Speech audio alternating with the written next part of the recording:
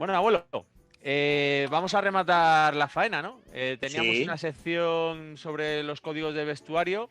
Ya hemos tratado 4 y ya solamente nos falta el remate, que es la justicia en las decisiones dentro del vestuario.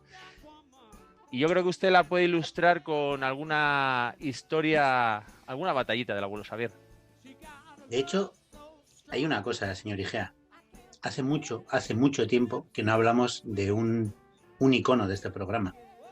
Cierto, Y hoy cierto. lo vamos a recuperar. Nos lo está pidiendo a gritos la audiencia, yo creo. De hecho, si tenemos que hablar de justicia en las decisiones, efectivamente, no podemos obviarlo.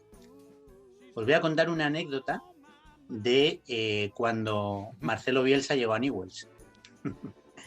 Newell's Old Boys, el equipo de Rosario, en Argentina, era un equipo que se caracterizaba porque había bastantes, vamos a decir, privilegios dentro del vestuario, ¿no? Y era una cosa que por lo que he podido saber era bastante frecuente en el club, que digamos los jugadores más determinantes se les aceptaban ciertos privilegios.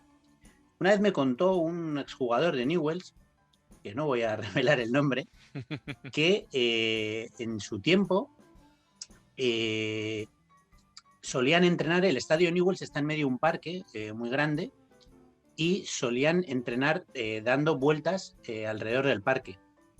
Entonces, lo que ocurría era que el entrenador les mandaba a dar vueltas, salía todo el grupo a correr juntos y las estrellas se cogían un taxi, iban al lado de los jugadores en taxi y les insultaban desde el taxi.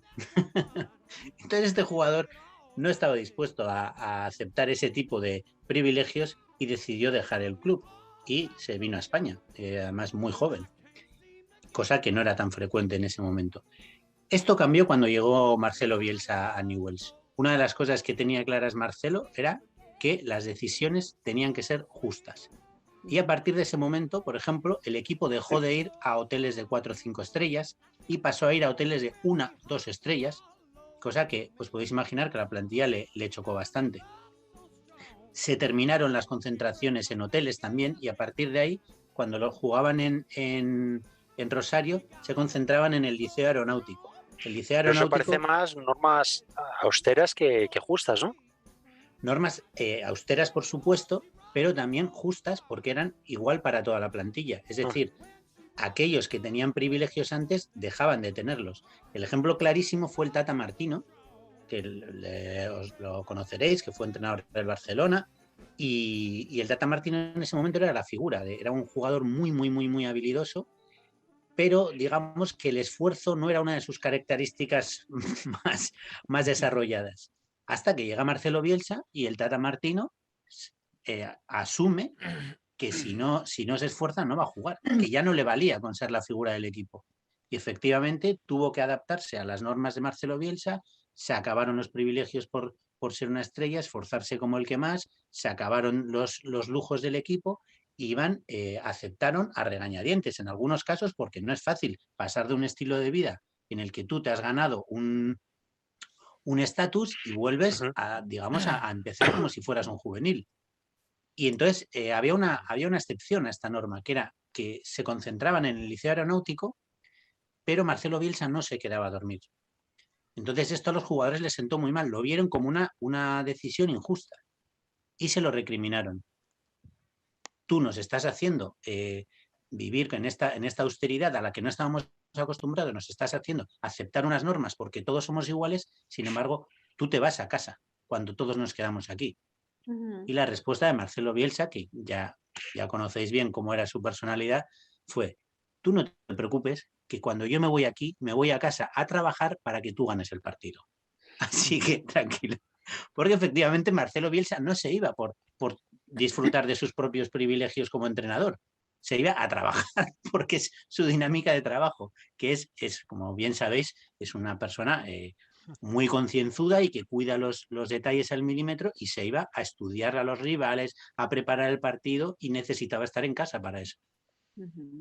Eso que nos acaba de contar el abuelo Xavier, Señor bueno, Igea, creo que aquí el otro madridista quería decir Sí, algo. no. O sí, sea, porque creía que también nos ibas a hablar de la justicia una cosa que genera muchas fricciones dentro de los jugadores del mundo del fútbol, que es quién juega más o quién juega menos, quién juega de titular, quién de suplente, y cómo lo gestionaba Bielsa en Newell's.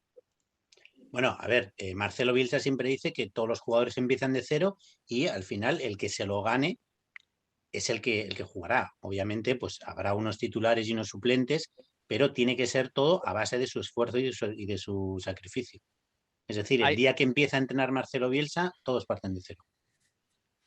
ahí la clave es que cuando estás en el deporte de élite, entiendes que lo justo para el equipo, o sea, hay un objetivo que es ganar, que es inalienable. Entonces, a partir de ahí tú dices, si hay una persona que tiene mejores aptitudes o que ha desarrollado mejores actitudes, o sea, que su aptitud en cuanto a velocidad, en cuanto a fuerza, en cuanto a capacidad goleadora es X, pero es que además es el que más trabaja, pues se merecerá el premio de jugar porque eso nos llevará al objetivo de ganar, ¿no? Entonces, todos los jugadores dentro del deporte profesional pueden asumir, como le ha pasado a muchos jugadores, oye, que mi rol ahora mismo es trabajar para entrenar para que el equipo evolucione y mejore, ¿no?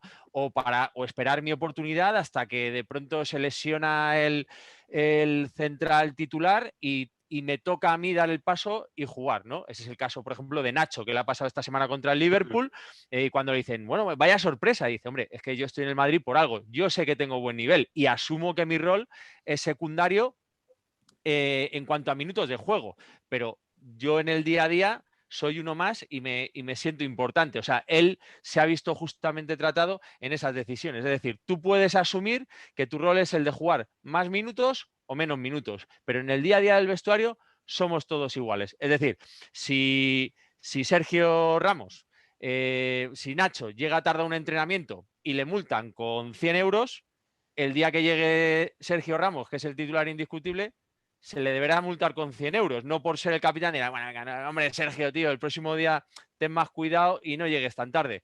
Y entonces, si eso no se hace así, si no se cumple esa justicia, en un ejemplo tonto como este, Nacho podrá decir, o sea, si Nacho percibe que se es justo humanamente con todos, su rendimiento no bajará y asumirá su rol de secundario para cuando le toque jugar. Pero si él ve que se le trata mejor como persona al que más juega o al que es el capitán, él dirá, oye, perdona, a mí si me estás tratando de este modo, yo aquí no voy a dar el 100% porque no me siento justamente tratado, ¿no? De hecho, la anécdota que ha contado el abuelo Xavier termina con que esa persona que le contó la anécdota, al ver eso, terminó yéndose del equipo. O sea, él no asumía, no aceptaba. Sí, sí, perdona. Y Gea, una pregunta. Yo entiendo entre los jugadores que haya justicia, pero los capitanes no tienen como un grado mayor. O sea, Pueden tener, efectivamente, pueden tener un grado mayor de respeto en el sentido de que pueden tener más confianza o accesibilidad, exactamente, pero no pueden tener más privilegios. Te voy a ya, poner el caso de Messi. Messi es capitán.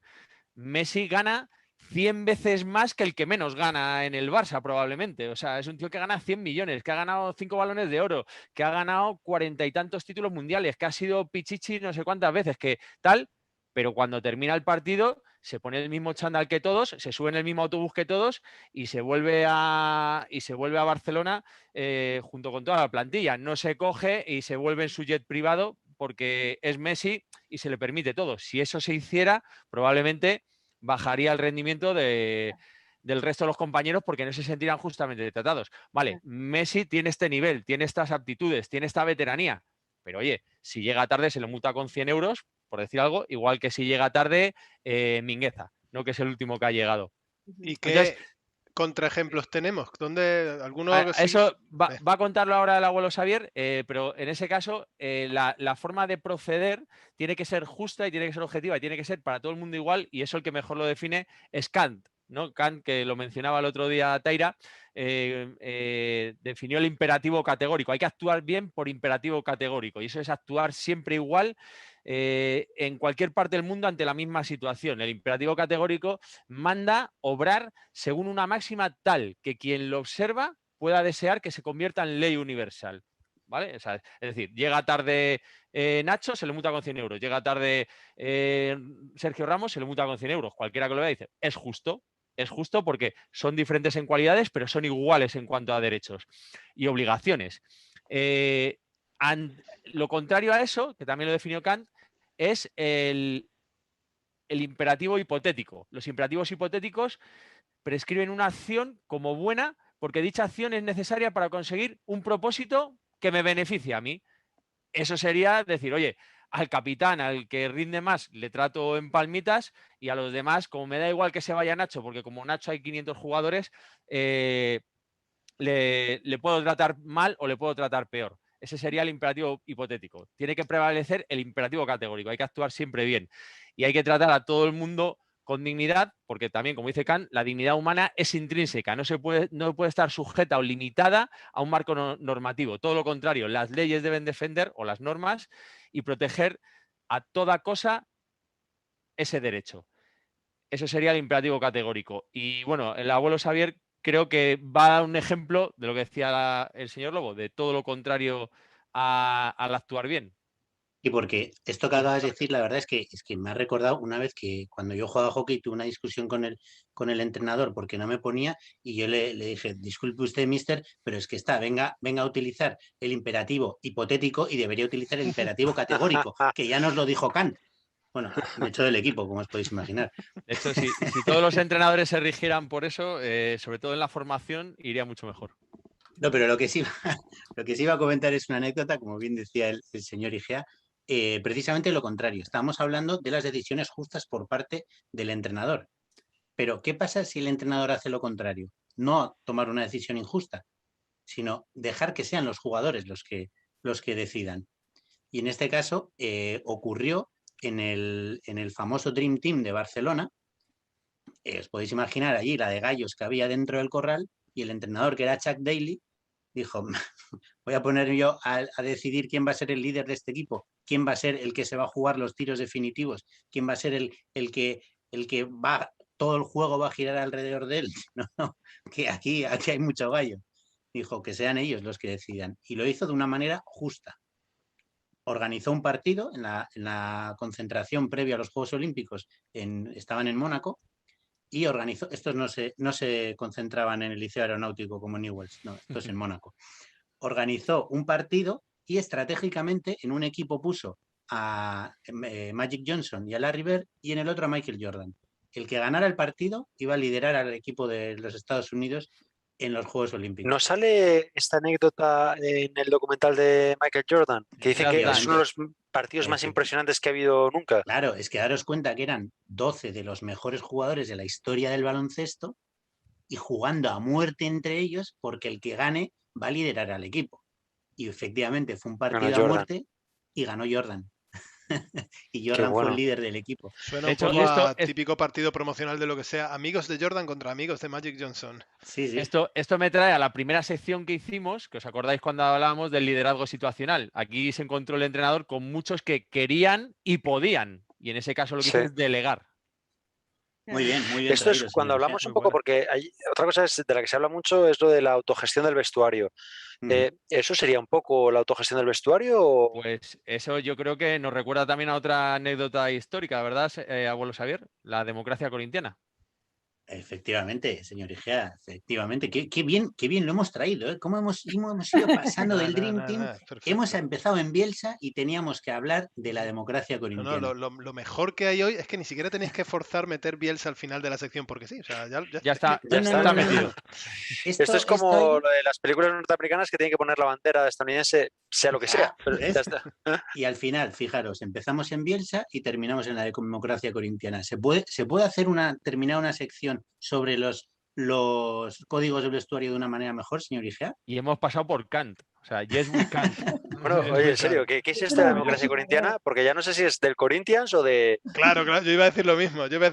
Un equipo de Brasil, el Corinthians, supongo. Bueno, me extraña que no conozcáis la anécdota de la democracia corintiana, pero os la voy a explicar. La democracia corintiana es uno de los... Lo conocemos. Como el chiste del Un momento. ¿No conocéis la democracia corintiana? Abuelo, ¿qué se le ocurre hacer? No, yo estoy muy decepcionado, señor Igea, porque es uno de los clásicos de las batallitas del abuelo Xavier. Pues lo va a contar el abuelo Xavier. No, lo voy a contar sin que sirva de precedente. No, lo voy a contar, señor Igea. Era para ver qué cara ponía el lobo. Os explico, esto ocurrió a finales de los 70, efectivamente en Brasil. y efectivamente en el club Corinthians. ¿Ves tú?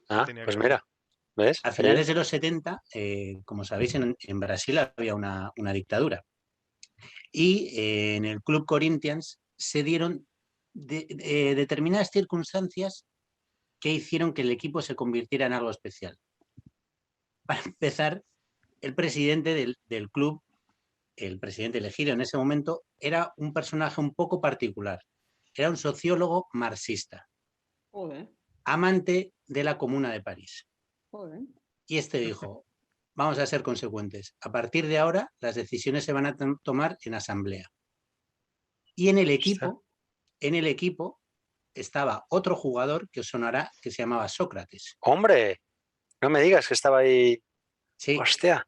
Y además había otros jugadores que también eran de ideología marxista. Y entonces a partir de ese momento realmente el equipo empezó a funcionar de una manera asamblearia. Decidían las concentraciones, decidían los entrenamientos, los horarios de los entrenamientos. Pero qué maravilloso. Decidían incluso los fichajes. No ningún acuerdo. No, ellos lo cuentan. No, estoy bromeando. Como todas las asambleas, se podía estar debatiendo y lo contaban. Todos tenían, por supuesto, lo que hablábamos antes, la opinión de Sócrates, que era la figura del equipo, contaba tanto como la del último del equipo. Bueno. Incluso los fichajes se decidían en asamblea. Hostia.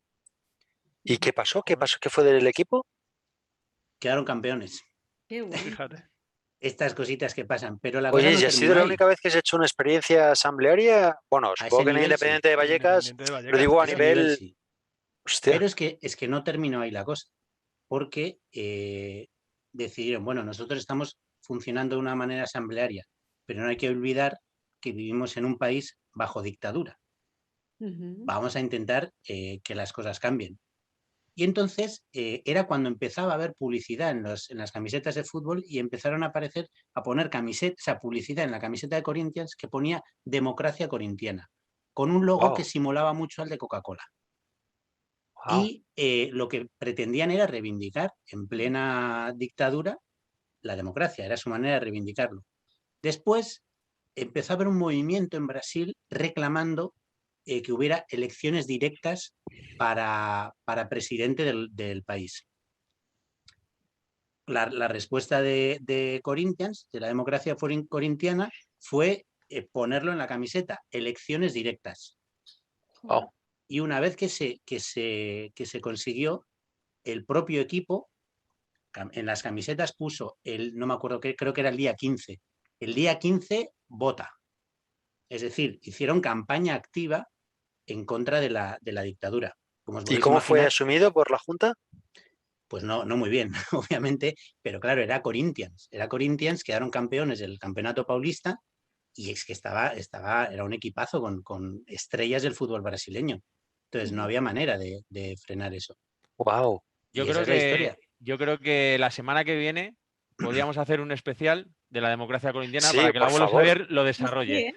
Por favor, porque es una maravilla. Hoy lo queríamos poner como ejemplo para sí, decisiones justas, sí. Exactamente, para... Por el procedimiento asambleario, muy bueno, buenísimo. En las decisiones, pero yo creo que la semana que viene el abuelo Xavier puede hacer un especial sobre la democracia corintiana porque nos lo contó en su día en Radio Villalba y es una historia maravillosa.